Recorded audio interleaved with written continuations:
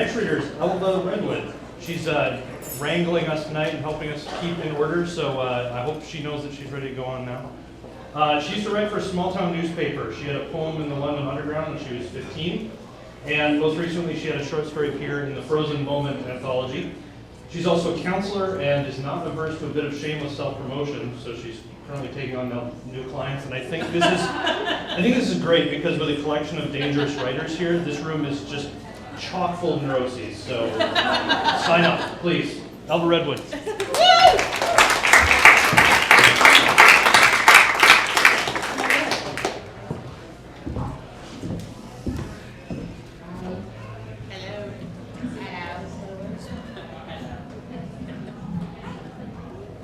Hey, it's a pleasure to come out to stage and I get to show off something.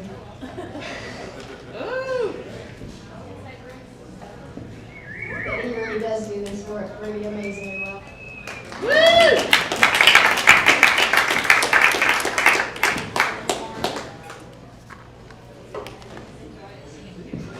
Wow, I feel shy all of a sudden.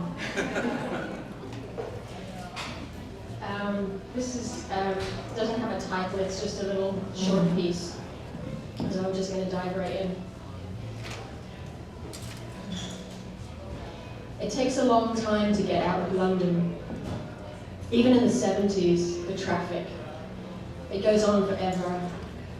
Waiting at lights under brick-arched railway bridges by industrial blocks with dark windows. Then up above the slate terraced roofs, where there's billboards and motorway signs in white letters on blue. M1 to Luton in the north. My mom passed out peanut butter and banana sandwiches, her solid, dark, whole wheat bread. Me, sandwiched between my big brother and my big sister in the back seat. My brother poked my side every few minutes, tried to get me to scream. My sister jerked her leg away every time it accidentally touched mine. My papa tried to get us all to sing Frere Jacques and Row, Row, Row Your Boat in a round.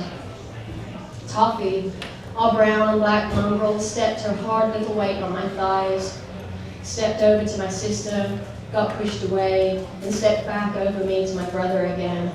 She stood on him and wiped her nose on the window. Our little metal box of family shot up the M1 towards Scotch Corner. That year, I was in Miss Penny Miller's class.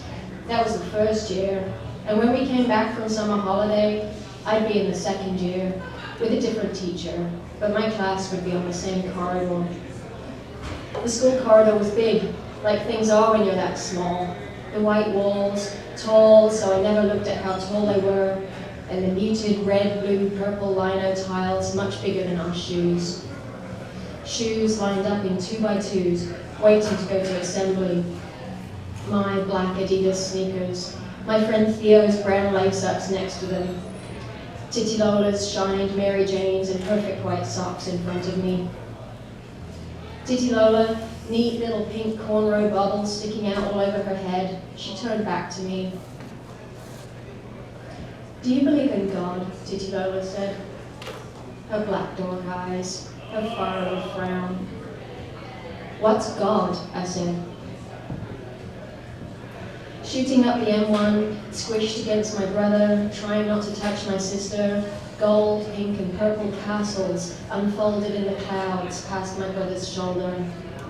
It was dark, and I was asleep before we turned onto surface roads.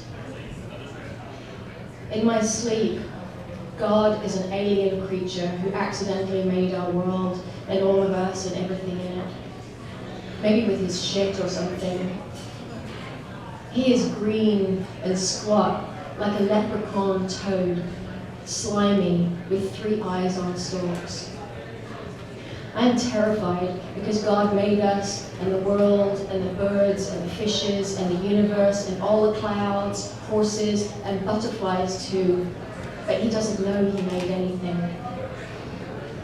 He can make it all, and he can unmake it all.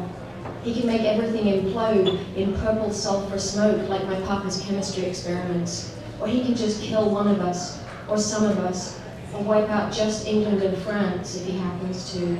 Maybe leaving Scotland, because I also know about Scotland, but I don't like Wales because of that one time the window crashed open in a thunderstorm. God could do any of this and not know anything about it at all. When the car slowed and turned, my sister pushed me off her side back onto my brother. Toffee pinched the edge of my thigh under her foot, her claws dull, sharp. She jumped up, stretched over my brother, stuffed her nose in the crack of the window, breathed in and out, wet and quick. Black trees hung over the road.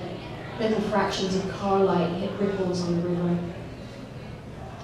And when the car turned up and went winding slow up the one-track road and pulled off onto lumpy grass and stopped, outside the headlights was darkness, country dark, no moon, really can't see anything dark.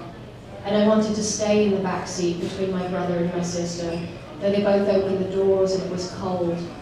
Even the vinyl seat where they were sitting was cold. I followed my brother, stepped into the rough clump grass. The one house by the post boxes was black against the just as black sky, and so were the cows, big, angled shapes shifted away. And I didn't have to carry anything but my own rucksack because it was too late to unpack the car. Up the stumble rock track, past the stream, to the cold stone, ages-old house. I was scared to go to bed on one of the big framed horsehair beds in the big upstairs room. It smells of crumbled plaster and mildew, but the floorboards are dry, even if they are cold. And painted shapes on the walls are splashed shadows in the candlelight. I was scared to let my mom put me to bed and leave me there alone before my brother and sister had to go to bed too. I could wake up when the moon rose and look over where it shone grey shapes on the painted wall, and God might be standing there, squat and green with his slimy toad head and 3 big round eyes on stalks. God, who is powerful over everything, but he doesn't know anything at all.